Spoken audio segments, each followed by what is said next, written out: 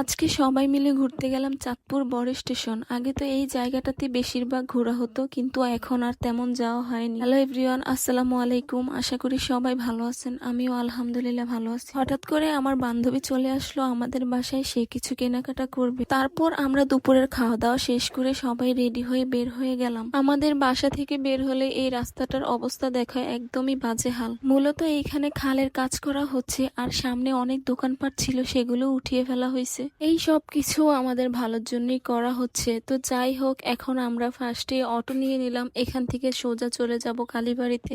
এই ব্রিজের উপর দিয়ে গেলে আমার অনেক বেশি ভালো লাগে, আর এই ব্রিজে আমার স্কুল লাইফের অনেক অনেক স্মৃতি রয়েছে। আমি যখন স্কুলে পড়তাম তখন টিফিন পিরিয়ডে বা ছুটির পরে আমরা সব বান্ধবীরা মিলে এখানে চলে আসতাম ফুচকা খেতে। ফুচকা খাওয়া শেষ হলে আমরা সবাই এই ব্রিজের উপর একটু দাঁড়িয়ে থাকতাম, মানে হাওয়া বাতাস খাওয়ার জন্য আর কি। আসলে স্কুল লাইফের কথা তো বলে শেষ করা যাবে না, অনেক স্মৃতি রয়েছে, অনেক বেশি মজা করছিলাম আমরা।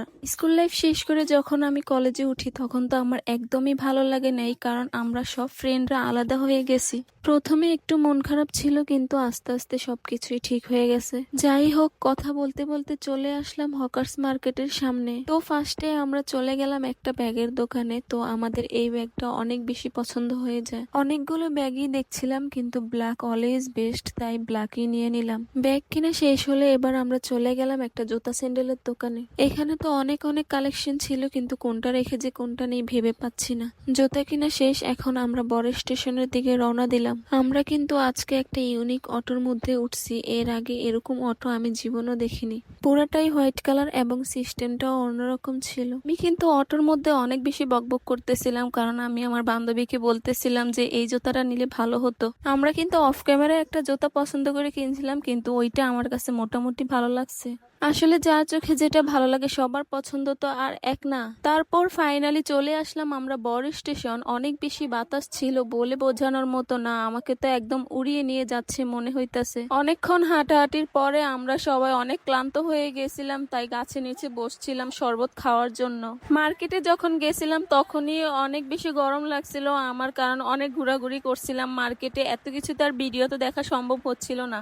তারপর আমরা সবাই এখান থেকে শরবত নিয়ে নিলাম। শরবতটা কিন্তু অনেক বেশি মজা ছিল, একদম কলিজাটা পুরো ঠান্ডা হয়ে গেছে। শরবত খাওয়া শেষ হলে আমরা কিন্তু বসার জন্য একটা সিটও পাচ্ছিলাম না। দেখো, এই ভাঙ্গাচুরা সিটটা মনে হয় আমাদের জন্যই রেখে দিছে, কিন্তু আমরা এই সিটটাতে আর বসিনি, কারণ আমাদের তো একটা মান সম্মান বলে কথা আছে। যাই হোক, অনেকক্ষণ ঘুরতে ঘুরতে এখন পুরাই সন্ধ্যা হয়ে গেছে, এখন আমরা চলে যাব বাসায়। কিন্তু বাসায় যাওয়ার আগে আমরা সবাই মিলে ফুচকা খেয়ে নেব, তাই জন্য চলে গেলাম আমরা শাহিতে।